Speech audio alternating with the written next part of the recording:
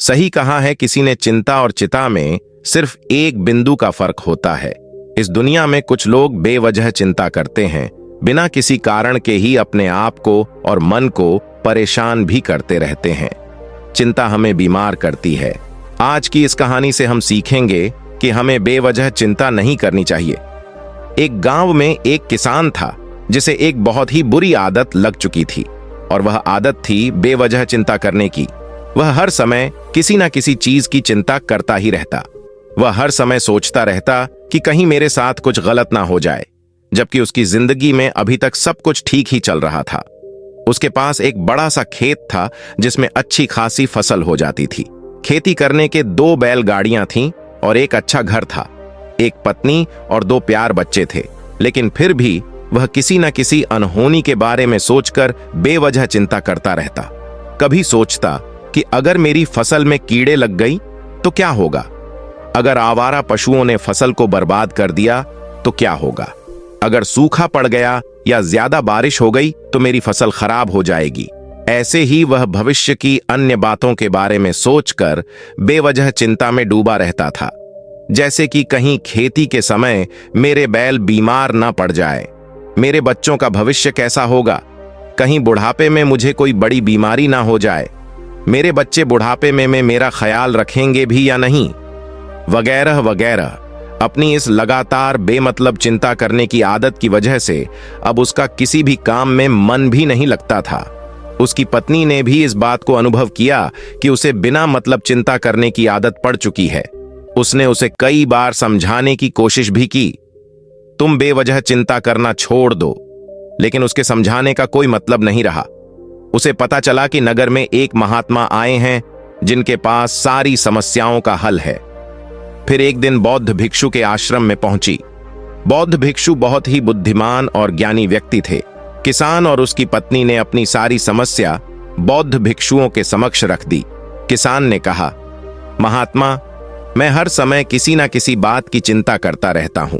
मैं ज्यादातर उन बुरी चीजों के बारे में सोचकर चिंतित होता रहता हूं जो अभी तक मेरे साथ हुई भी नहीं। किसान की समस्या को पूरे ध्यान से सुनने के बाद बौद्ध भिक्षु ने कहा, ठीक है, और उनके सामने एक दूध से भरा गिलास रखा हुआ था। बौद्ध भिक्षु बार बार उस दूध के गिलास की तरफ देख रहे हैं थे, और फिर कभी अपना हाथ अपने सर पर रखते तो कभी जमीन पर। वह बहुत ही चिंतित और बेचैन दिखाई पड़ रहे थे। यह देखकर किसान ने पूछा, महात्मा, आप इतने परेशान क्यों लग रहे हैं? आपके समक्ष दूध रखा है, आप इसे पी क्यों नहीं लेते?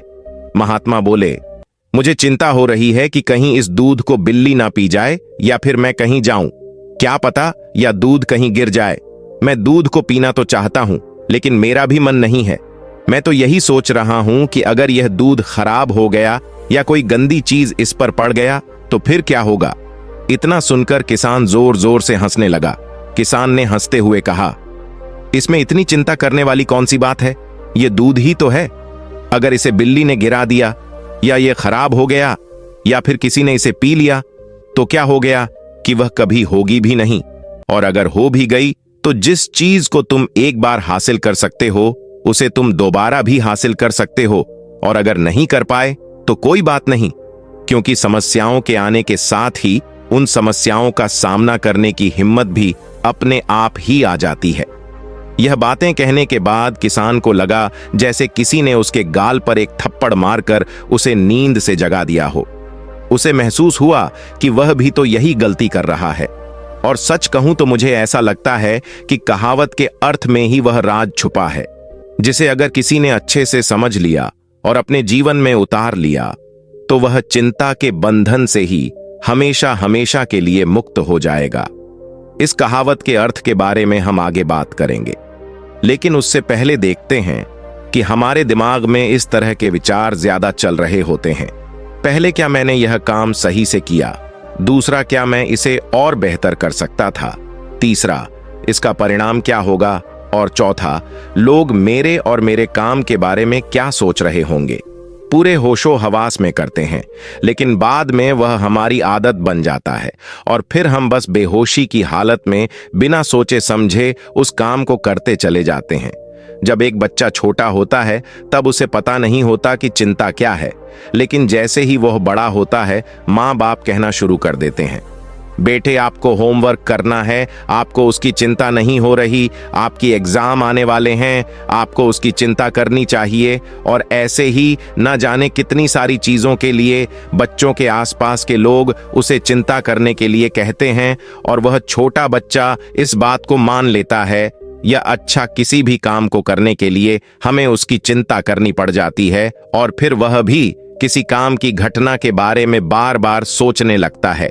शुरुआत में तो वो यह कम जानबूझकर करता है, लेकिन धीरे धीरे उसका मन इसे अपनी आदत बना लेता है और फिर न चाहते हुए भी उसका मन एक ही विचार के बारे में बार बार सोचता रहता है और फिर वह अपनी पूरी जिंदगी चिंता के इस जाल में फंस कर रह जाता है।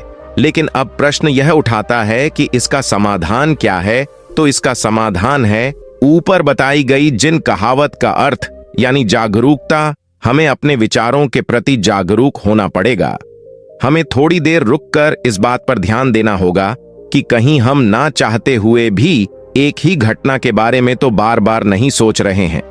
हमें पूरी जागरूकता के साथ यह देखने का प्रयास करना होगा कि पूरे दिन हमारे अंदर इस तरह के विचार उठते रहते हैं।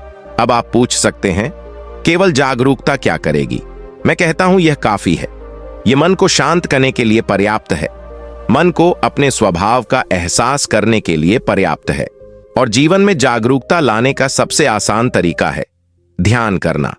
ध्यान करने के दौरान अपने विचारों पर ध्यान देना, और जब आप पूरी जागरूकता के साथ अपने विचारों पर ध्यान देना शुरू कर देंगे तब आप पाएंगे कि आपके मन में चलने वाले गैर जरूरी विचार एक एक करके अपने आप ही गायब होना शुरू हो जाएंगे और फिर आप एक आनंदित और शांत जीवन अनुभव कर पाएंगे। बाकी अगर आपको कहानी अच्छी लगी हो तो कमेंट जरूर करें।